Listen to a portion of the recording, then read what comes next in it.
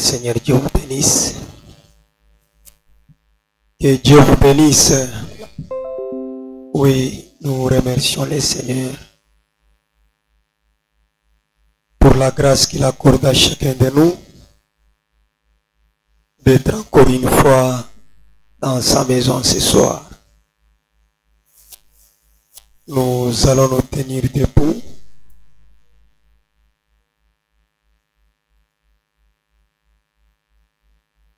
Nous allons lire les Saintes Écritures.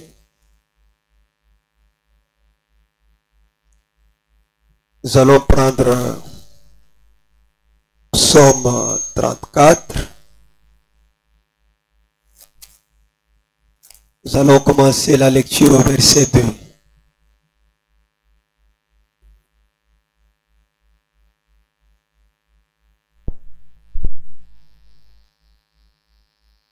Je bénirai l'Éternel en tout temps. Sa louange sera toujours dans ma bouche.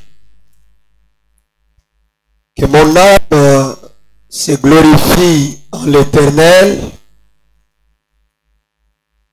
Que les malheureux écoutent et se réjouissent. Exaltez avec moi l'Éternel. Célébrons tous son nom. J'ai cherché l'Éternel et il m'a répondu. Il m'a délivré de toutes mes frayeurs. Quand on tourne vers lui le regard, on est rayonnant de joie.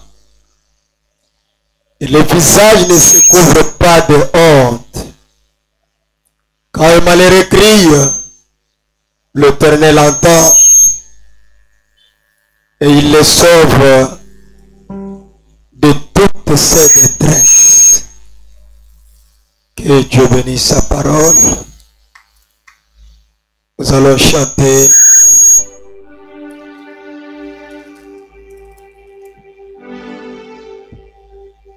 Remplis-moi chaque jour d'amour.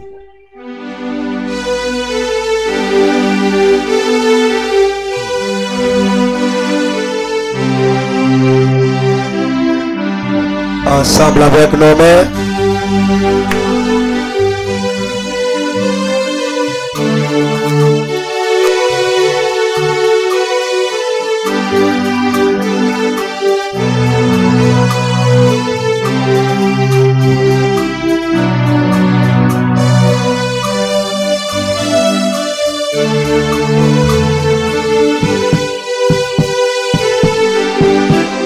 Laisse-moi marcher, Seigneur, par où tu es passé.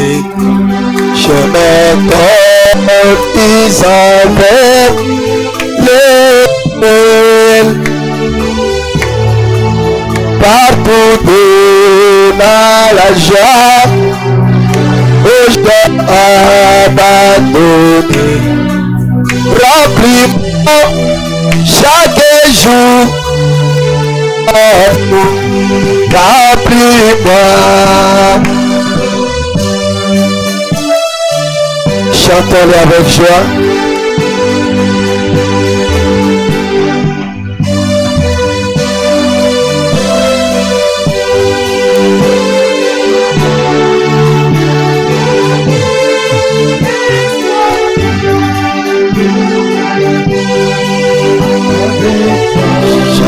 Et souris, remplis-moi chaque jour, remplis-moi, remplis-moi chaque jour d'amour. Comme je marche avec la polo, laisse-moi pas chez Seigneur avec chant et sourire. Remplis-moi chaque jour d'amour. Car Sauveur et dit, ne me laisse pas dans les ténèbres,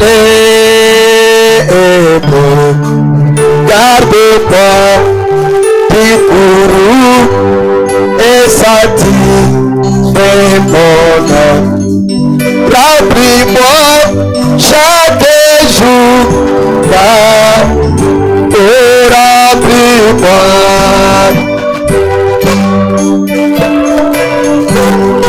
d'amour,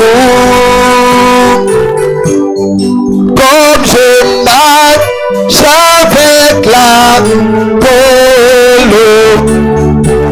Oh, mais laisse-moi pas, oh, avec ça. Remplis-moi chaque jour, car bientôt fini la course, la fin de mon voyage. J'habiterai au ciel chez moi et je chante. Roi béni sur la route Ferrari. Remplis-moi chaque jour d'amour.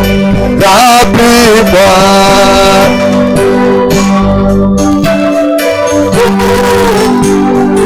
Oh, chaque jour d'amour, comme je marche avec la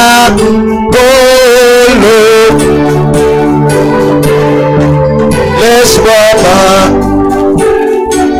oh, avec ça, chantons-la l'esprit. Chaque jour d'amour, louange à l'agneau, alléluia, louange à l'agneau. Alléluia, louange à l'agneau. Alléluia, louange à l'agneau. Alléluia, c'est bébé à l'agneau. Alléluia. C'est bébé à l'agneau de Dieu, alléluia. C'est bébé à l'agneau, alléluia. C'est bébé à l'agneau, alléluia. Adoration à l'agneau.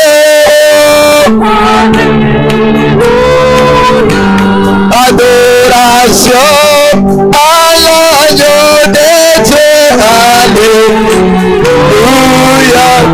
Adoration à l'agneau, alléluia.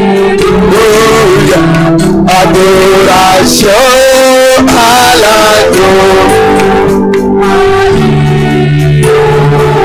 Prions le Seigneur.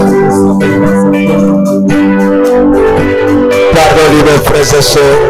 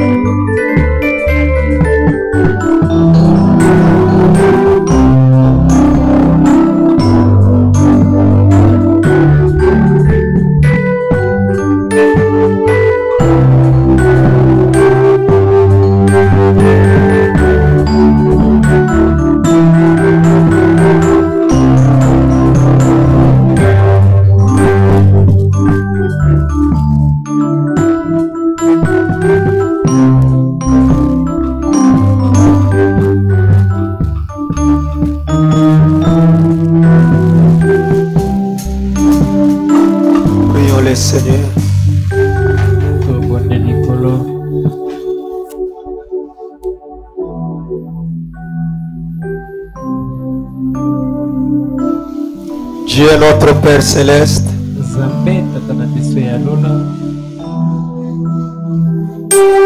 toi le Créateur des cieux et de la terre,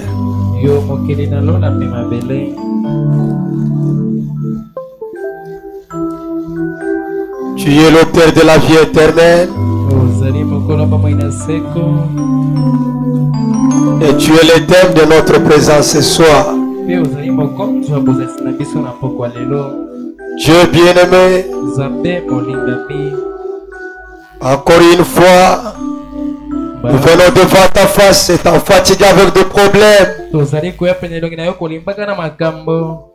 de maladies, de situations difficiles, mais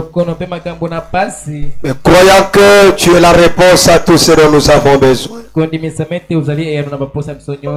Dieu Tout-Puissant, reçois la requête de mon frère. Reçois la requête de ma soeur. Reçois chacun de nous ce soir, Seigneur. Ne déçois personne, car tu as dit dans ta parole, personne ne peut venir au-devant de toi et retourner tel qu'il était venu. Quelque chose doit se passer dans sa vie. Voilà pourquoi nous te prions ce soir. Tu as créé l'offrande de mon frère. Dieu Tout-Puissant, te fera ce que ta gloire, ô Dieu bien-aimé, resplendisse encore une fois dans la vie de chaque personne. Presse le pied de ceux qui sont en cours de route. Oh Dieu, approche-les dans ta présence pour que nous puissions t'adorer ensemble. Nous recommandons tout à toi. Bénis la louange, bénis la prédication de ta parole. Dieu bien-aimé, nous prions Seigneur que du début jusqu'à la fin, que ça soit toi le Saint-Esprit en train de nous parler, de parler à nos âmes, de nous redresser et de nous ramener dans les droits chemins. Le temps n'est plus, Seigneur, où nous pouvons rester plongés dans la distraction de ces morts. Nous voulons, Seigneur, que tu nous tailles, que tu nous donnes la forme, comme le potier au Dieu Tout-Puissant qui fait avec l'argile. Accorde-les, car nous l'avons demandé avec foi. Au nom de Jésus-Christ, nous l'avons ici demandé prier. Amen. Acclamons pour la gloire du Seigneur. Est-ce que nous pouvons acclamer pour la gloire de Dieu? Que notre Dieu soit loué. Oui. Nous n'avons pas de requête ni un cantique individuel. Nous allons louer le Seigneur. Nous allons le tenir debout. Commençons avec quel merveilleux amour.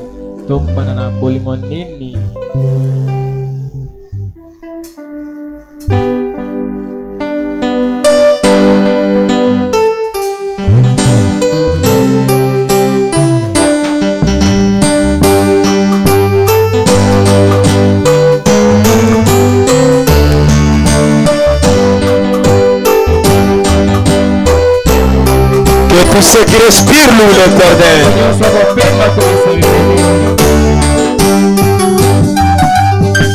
Je dis Amen, un pécheur tel que toi, il a changé ma tristesse en joie.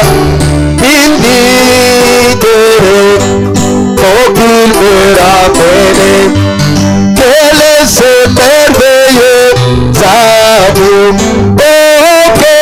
oh quel merveilleux amour, oh quel merveilleux amour.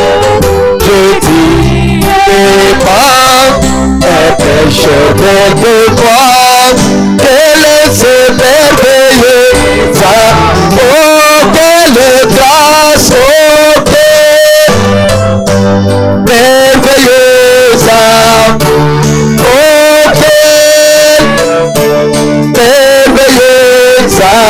amour. Jésus aimant mes pécheurs tel que moi, tel est ce merveilleux amour. Et Christ est beau, mais librement pour moi, c'est la bouteille. Sa mort sur le calvaire, la l'animé, n'a pas de noblesse, comme cet amour qui est sauvage. Oh quel merveilleux amour, oh quel merveilleux amour, Dieu prie. Et pécheur tel que moi, quel est ce merveilleux amour, oh quelle grâce, oh quel merveilleux amour, oh quel merveilleux amour, Jésus est mort, et pécheur tel que moi, quel est ce merveilleux amour.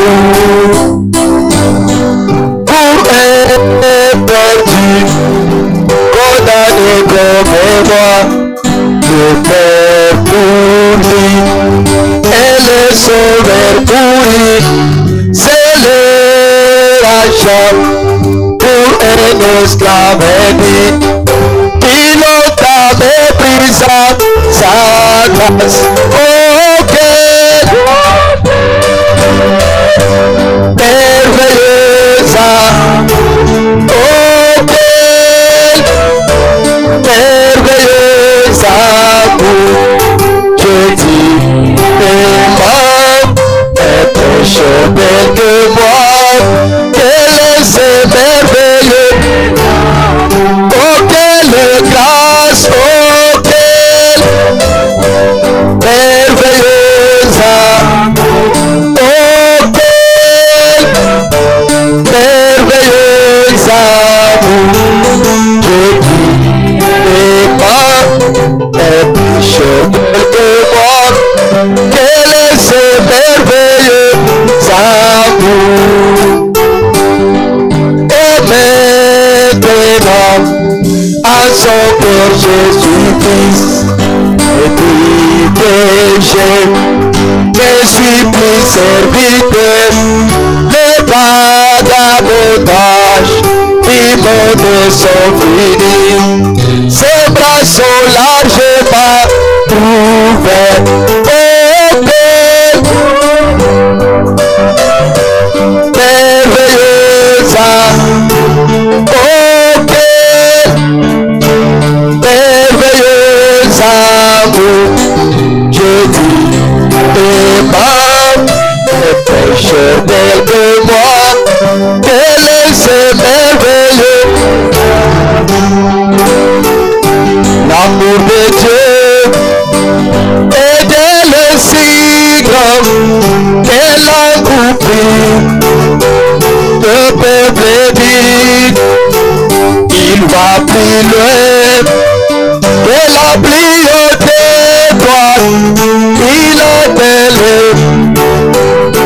plus bas à faire, oh coupable sous les fardeaux, Dieu donne son fils pour veiller, il réconcilia son fils sera, lui pardonna au château l'amour,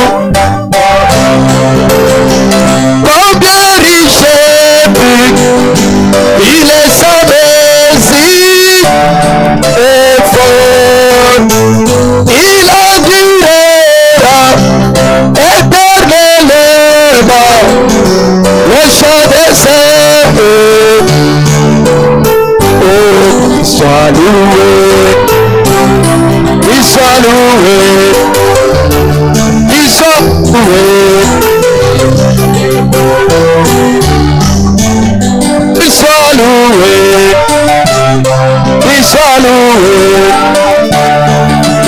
louer.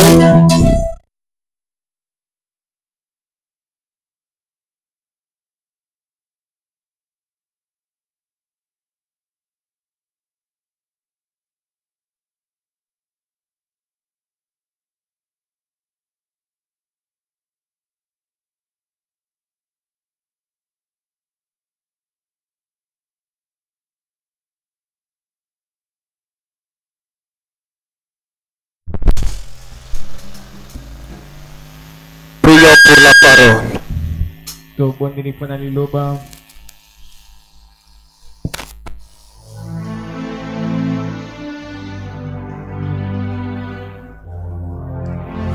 Prions pour la parole.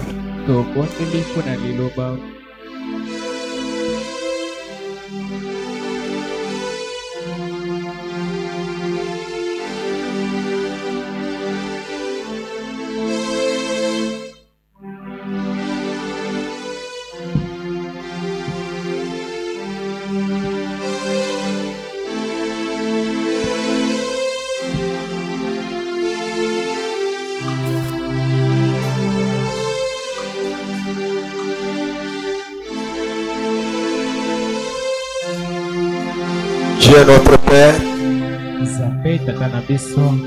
bénis ta parole. Bénis-la dans le cœur de ton peuple. Nous recommandons tout à toi.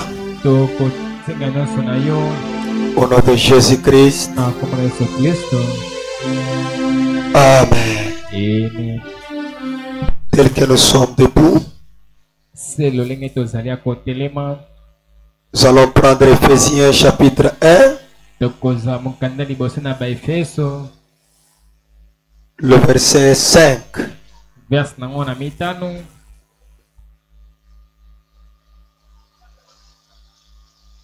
Il dit ceci: à lui, Dieu nous a élus avant la fondation du monde,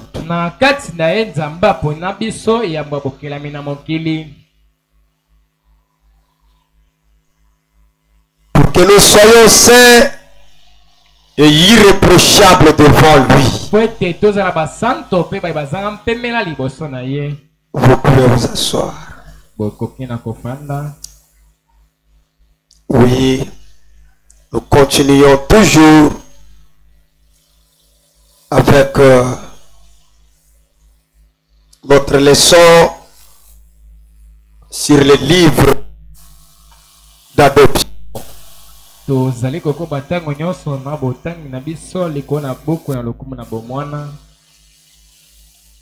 Je crois que le Seigneur est en train de bénir vos âmes.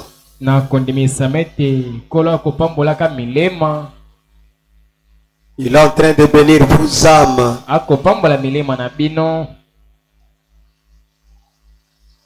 Et vous êtes en train de retrouver votre position dans la parole. Et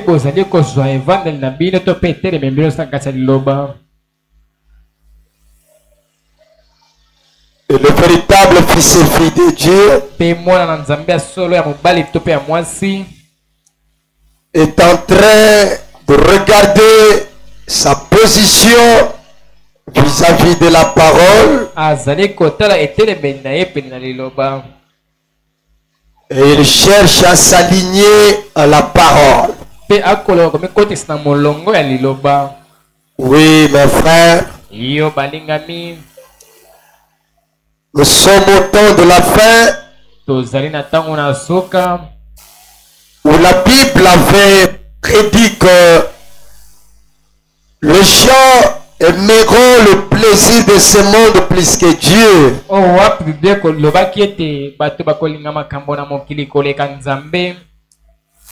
Ils seront orgueilleux. L'amour de beaucoup va se refroidir. Mais ceux qui persévéreront jusqu'à la fin, ils seront sauvés. Voilà pourquoi dans notre leçon, la parole de Dieu est en train de nous positionner à la parole. Comment nous pourrions savoir que nous avions été prédestinés pour le ciel? Et comment nous pourrions discerner que réellement nous étions préparés pour répondre à la nature qui attend avec un ardent désir la manifestation du Fils de Dieu?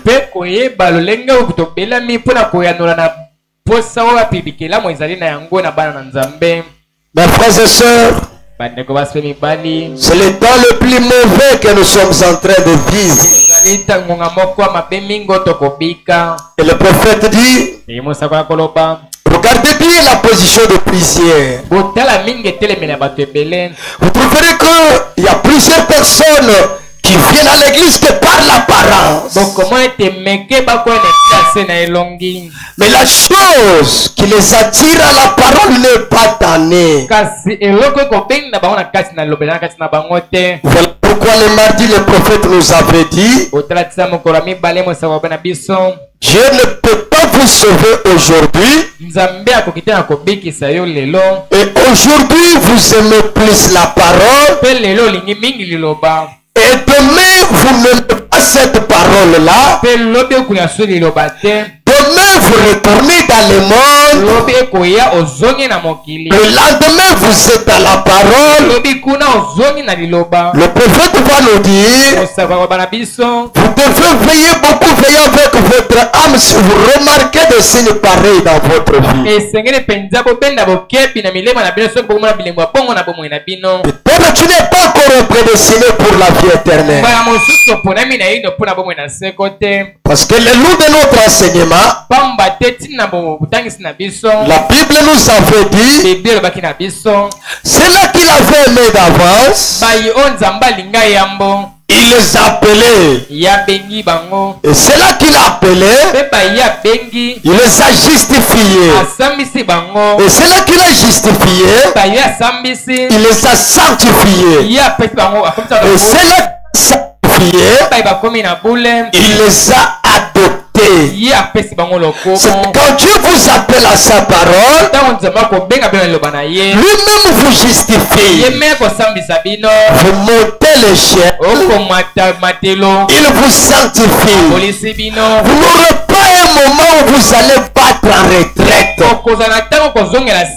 Mais si vous faites un moment, votre vie s'attache encore aux choses du monde, à un moment donné, vous vous attachez à la parole. À un moment donné, vous revenez encore en arrière. Là, c'est un signe dans votre vie. Vous devez beaucoup veiller. Peut-être vous vous retrouvez dans la condition de Laodicée, qui n'est ni chaud, ni froid, ni du côté de la parole. Tu n'es pas là 100%. Ni du côté Satan, tu n'es pas là 100%. Mais Dieu a dit, parce que tu n'as pas de position, bien sur la terre et l'autre sur la mer, moi l'Éternel, je vais t'aider. Je te tirer de ma bouche. Je t'entendrai la main. Alors si vous êtes chaud, vous aimeriez être réchauffé par la parole. C'est là que je l'ai dit tout au long de notre enseignement. Paul nous a dit, qu'est-ce qui me sépare de cet amour que j'ai en Christ?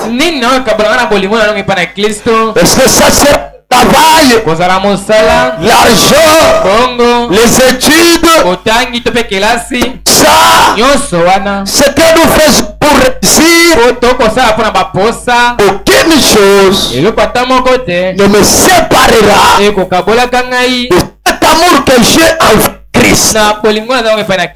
Mais si tu vas abandonner, quelque chose se part avec la parole, il t'éloigne loin de Dieu. Simple de prendre. Faites pas beaucoup d'efforts pour chercher si tu as été prédestiné ou pas. Vous êtes avec moi? Parce que quand Dieu t'appelle, c'est pour le travail. Il n'aura pas un moment de repos dans votre vie. C'est là que le prophète nous dira, quand Dieu vous appelle à sa parole pour vous adopter, pour vous placer, il n'y aura pas un moment de repos dans votre vie. Parce que tous les vie, il commencera à travailler pour votre âme. Et chaque jour de ta vie, quelque chose va pouvoir se constituer en toi. Et que Frère Branham dit, quand Dieu vous sauve, dans le Saint-Esprit, la première chose qu'il fait, c'est la parole. Il augmente l'entrée. Au point qu'aucune chose ne peut t'empêcher de t'attacher et de t'identifier à la parole.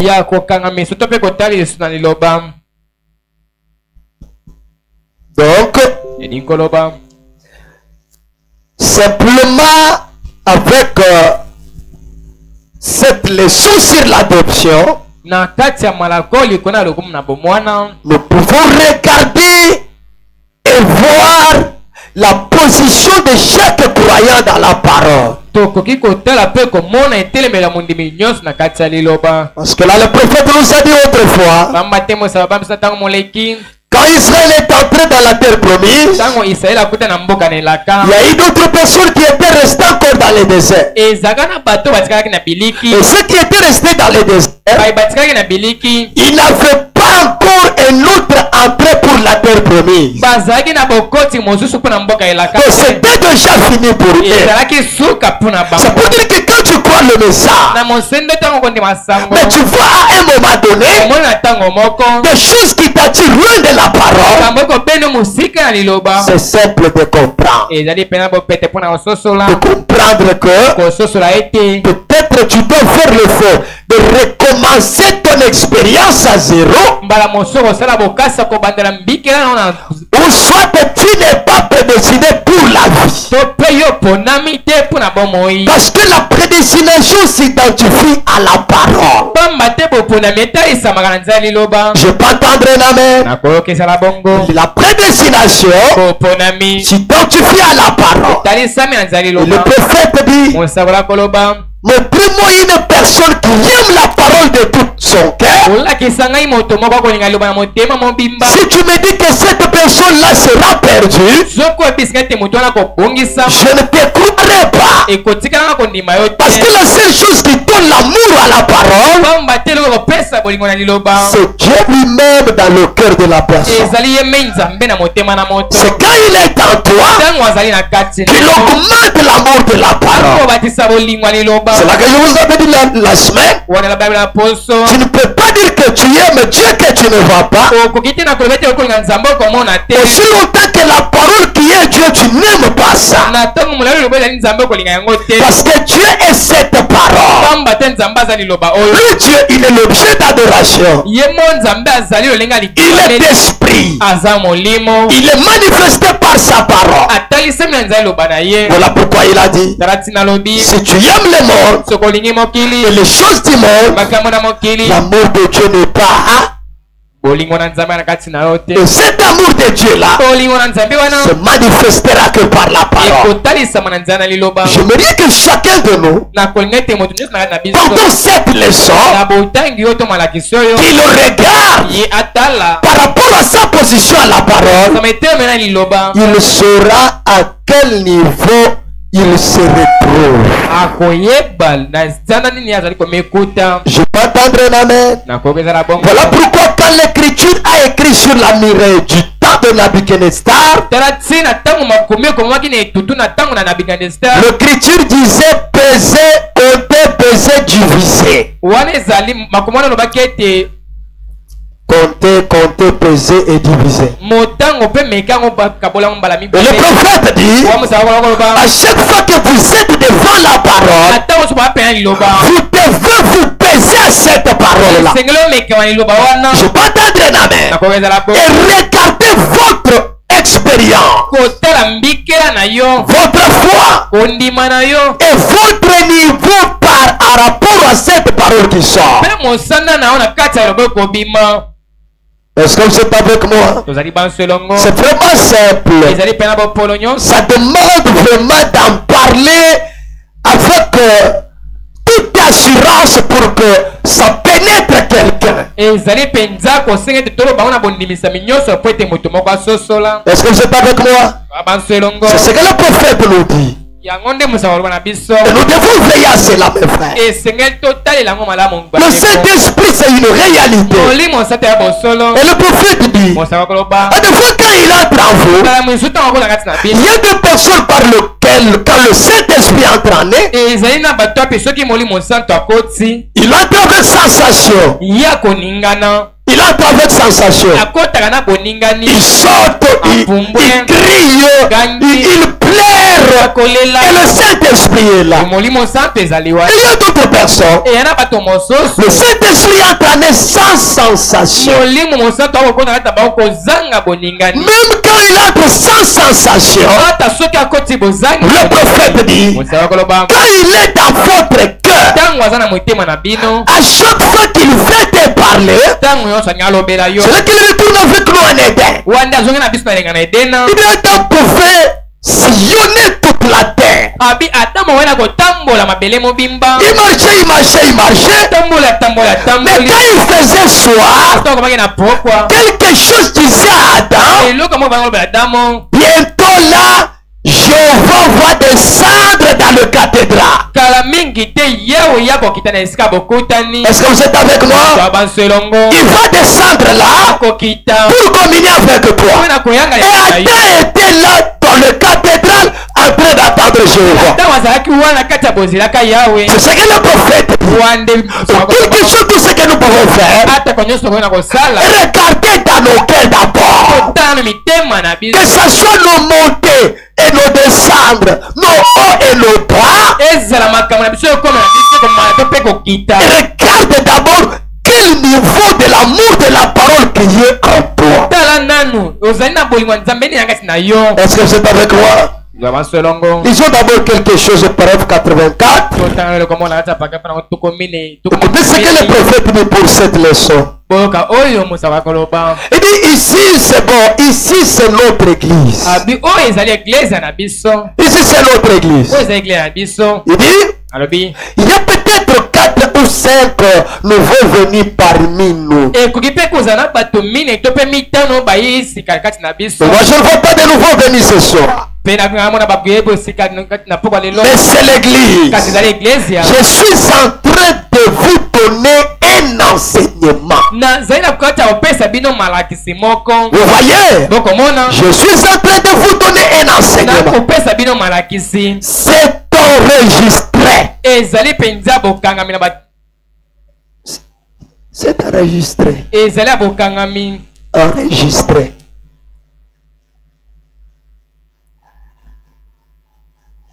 Même nous sommes en train aussi d'enregistrer ce qui est en train de se parler. Je veux que les gens qui écouteront le temps de se rappellent que ceci s'adresse à mon église. Quand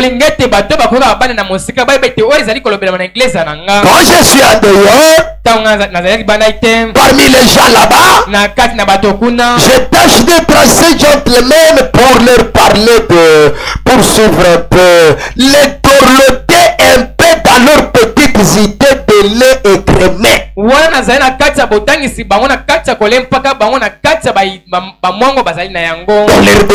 leur parler des choses peut-être qui vont leur faire réjouir.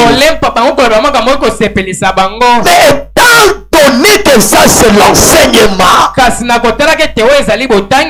n'ai pas droit de dorloter mon église. Ça c'est l'idée de Frère Branham. Je dois de vous dire toute la vérité. Mais quand il s'agit de déclarer la vérité,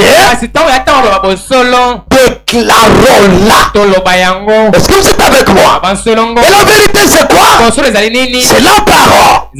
Comme je venais de vous le dire, la preuve que le Saint-Esprit est en vous, malgré tout ce qui peut vous arriver, examinez d'abord la quantité de l'amour de la parole que vous avez en vous. Est-ce que vous êtes avec moi? C'est enregistré, nous aussi nous sommes en train d'enseigner. Retournons au paragraphe 35. Revenons là pour ajouter encore quelque chose. C'est comme ça qu'on enseigne. Qu'est-ce que le prophète dit?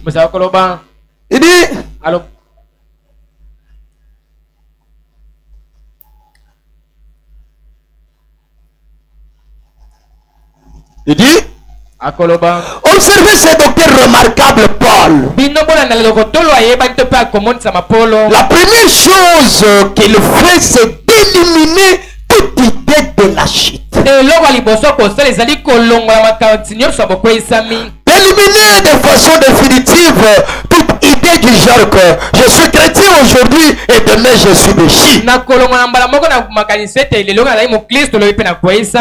lendemain Dieu m'a condamné. Et le jour suivant je suis de retour. Je peux attendre la mer. Et quelqu'un qui ressent des choses comme ça, mais cette personne-là doit vraiment refaire son expérience.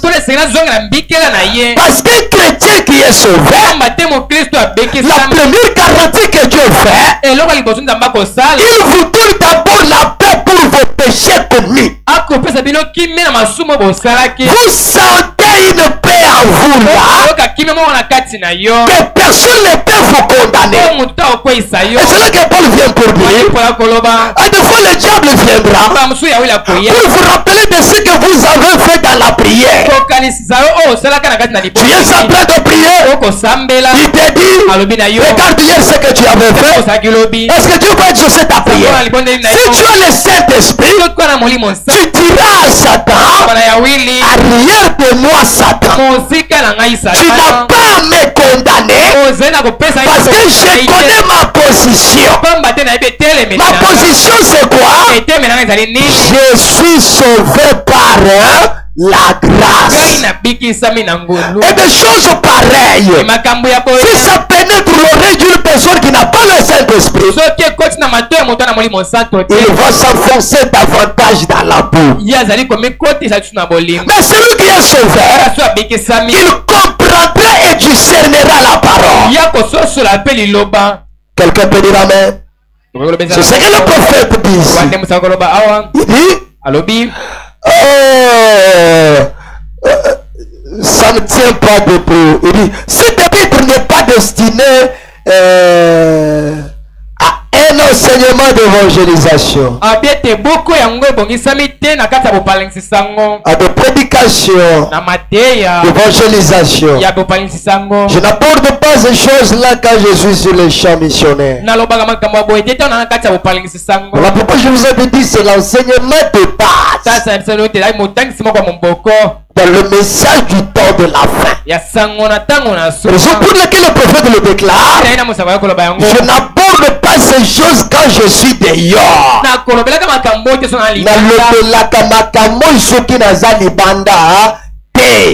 Soki nazali na kopalanganisa sango nalobelaka makambo te kuna nalobelaka bango biloko ya bien esepelisa bango nazodorlote bango nazochuchute bango mais awa nazolobela bino makambo parce que Et ça, il y a ban ensemble. Acclamez pour la gloire du Seigneur. C'est ce que le prophète veut parler ici. Il dit, je les apporte à l'église. En effet, Paul l'a adressé aux saints, à ceux qui sont appelés. Retourne, c'est pas encore terminé. Et préservé. Tu es appelé et tu es dans une zone de sécurité. En d'autres termes, ce mot-là veut dire, si Dieu t'appelle pour l'adoption, tu n'as pas droit à la séduction du diable. C'est là qu'il avait dit, si c'était possible, il séduirait même les élites.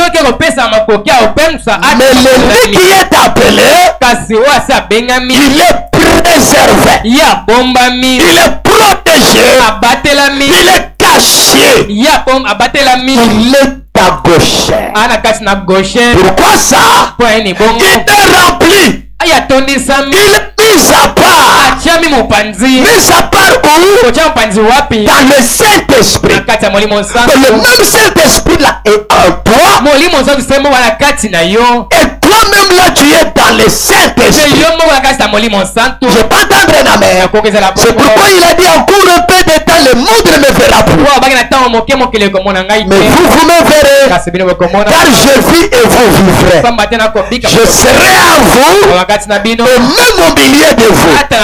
Il est en toi et toi tu es en lui. Là qu'un frère a chanté, je suis en Dieu et Dieu est à moi dans l'esprit. Quand je marche, ce n'est pas moi qui marche, mais c'est Christ qui est en train de marcher. Pourquoi ça? Je suis dans le Saint-Esprit et c'est le Saint-Esprit qui me conduit. Et le prophète dit, je parle à ceux qui sont déjà dans le pays, qui a reçu le Saint-Esprit, qui est sauvé, qui reconnaît la grâce qui lui a été faite. Que Dieu bénisse ceux qui me saisissent. Allons-y, frère. Ils essayent de leur dire, Paul essaie de leur dire, la première chose, débarrassez-vous, vous qui êtes dans le pays déjà, vous qui croyez avoir le Saint-Esprit. Ce n'est pas ceux qui sont ni chauds ni froids, qui aujourd'hui sont chrétiens, demain ils ne sont pas chrétiens, pas ces gens-là. Mais vous qui êtes déjà dans le pays, qui croyez que vous aimez la parole, vous aimez le prophète, vous aimez le message, vous ces gens-là qui éprouvent de la joie quand ils vous écoutez la parole, débarrassez-vous de l'idée que vous allez être perdu. Pourquoi ça? L'amour de la parole qui est en toi là, c'est déjà la vie éternelle. Alors enlevez cette idée là. Mais toi qui n'étais pas encore dans le pays, tu n'es ni chaud ni froid, tu dois chercher le côté par lequel te retrouver. Soit du côté chaud, soit du côté froid. Est-ce que vous êtes avec moi? Parce que le message du temps de la fin n'amène pas l'église à demeurer dans l'âge de Laodicée. Parce que l'âge de Laodicée, c'est l'âge des hypocrites, l'âge des orgueilleux. Comme Paul Jean disait, tu t'es dit que tu es riche, mais moi je te vois pauvre. Tu dis que tu as des habits, mais moi je te vois nu, pauvre et misérable. Mais quand le messager vient, il proclame son message. Il fait sortir un groupe de gens dans l'âge de Laodicée. Il le place dans l'âge de l'épouse. C'est là que le prophète dit Israël est en Égypte, mais il n'attendait pas le départ en Égypte. Quand Moïse est venu, il les a fait quitter l'Égypte pour leur cacher à Goshen. Je peux entendre un amen. Et Goshen était un seul lieu où ils attendaient le départ pour la terre promise. Est-ce que vous êtes avec moi? Et le message du temps de la fin, c'est le seul âge où nous attendons le départ. Quelqu'un peut dire amen. En dehors de ce message, tu as vu quelque chose qui ne va pas. Et toi qui as déjà pris, tu te retrouves ni chaud ni froid. Je le répète que tu devrais beaucoup veiller avec ta position à la parole. Dieu ne sauve pas deux fois. Dieu sauve une seule fois. Et le prophète dit, si vous échappez le Saint-Esprit aux eaux de baptême, si vous échappez ça aux eaux de baptême, parce que le Saint-Esprit, nous le recevons avant le baptême, pendant le baptême ou après le baptême. Mais dans ces trois états, si vous l'échappez et que vous passez plusieurs années dans la parole sans la voir, vous devez beaucoup veiller avec votre expérience. C'est là que quand Paul est venu, il leur a dit, avez-vous déjà reçu le Saint-Esprit quand vous avez écrit? Nous n'avons jamais entendu parler de ça. Alors Paul leur dit, de quel baptême avez-vous été baptisé? Du baptême de Jean. Paul leur a dit, Jean a baptisé pour préparer le chemin pour celui qui doit venir. Moi je vous dis, répandez-vous. Que chacun de vous soit baptisé et vous recevrez le don du Saint-Esprit. Et le prophète dit, c'était une grâce de Dieu pour ces gens-là. Paul les a amenés à se faire rebaptiser. Et là le prophète profite l'occasion pour dire, quand vous croyez la parole, vous voyez que l'amour de Dieu ne se regarde pas en toi. Vous devez recommencer votre expérience à zéro.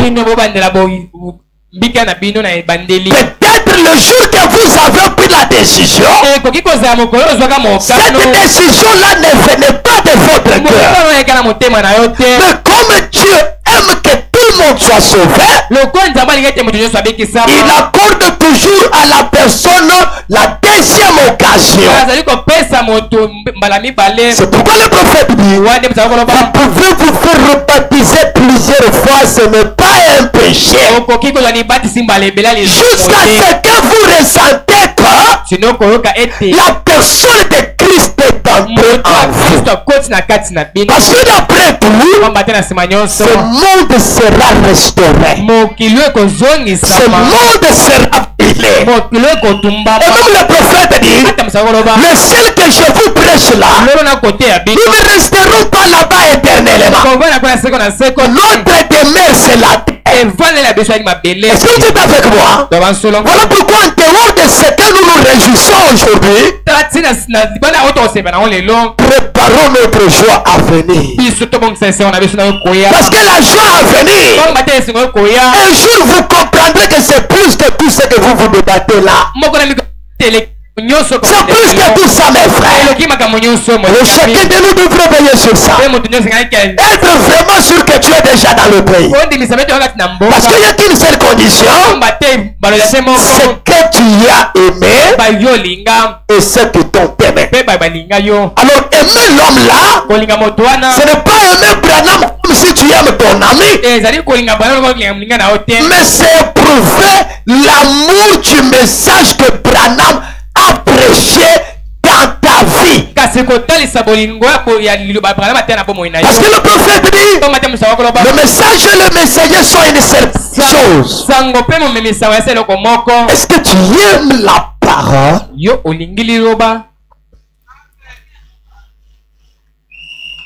Que Dieu vous bénisse. Il dit, vous qui êtes dans le pays, vous qui sentez cette pression-là, il y a un pays au-delà des étoiles. Débarrassez-vous de ces idées-là que vous allez être perdus. Et que vous allez faire ceci. Et que vous avez peur de ceci. Et continuez pour dire. Continue pour dire.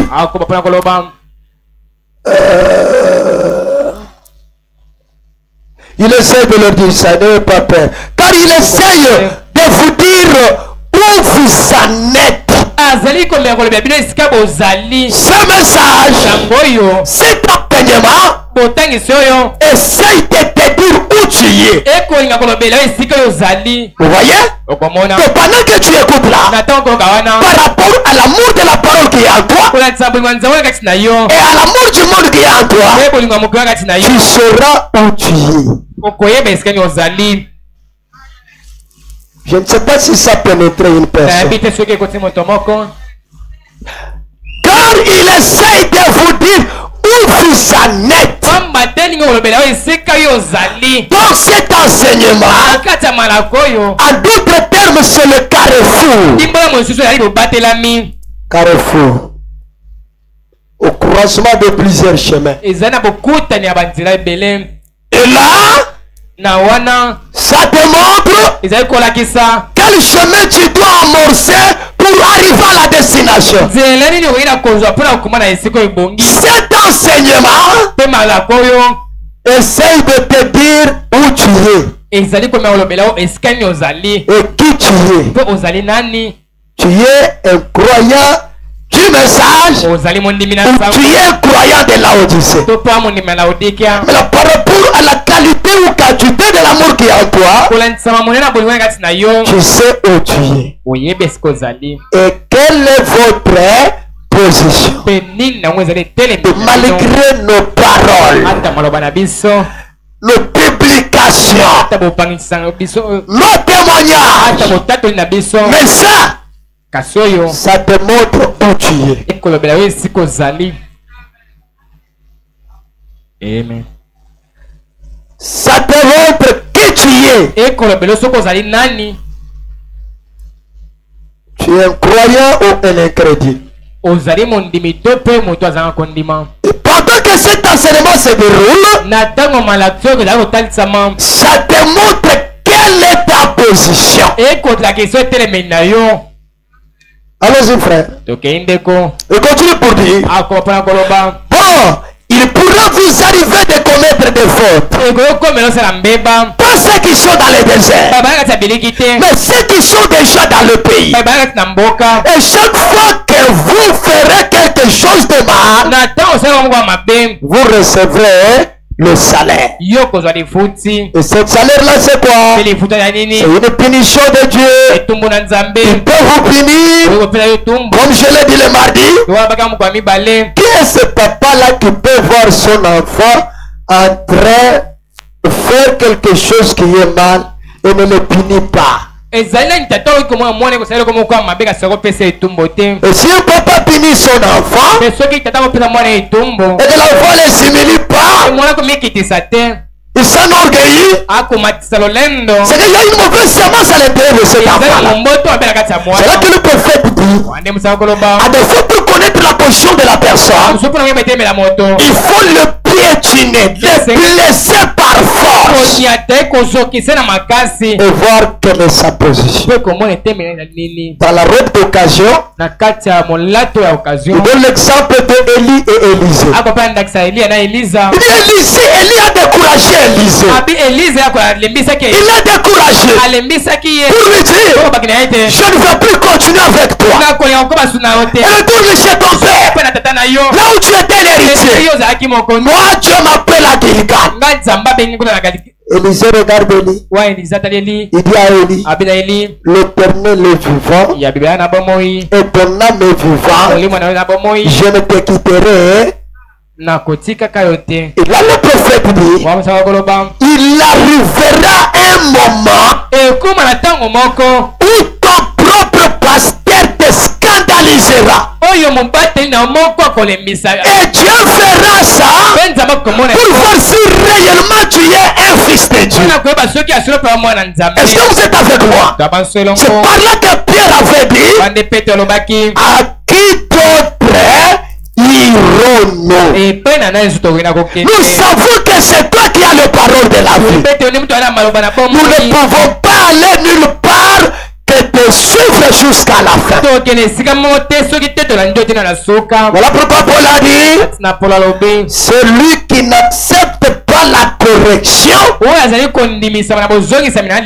c'est qui là? C'est un enfant illégitime. Illégitime.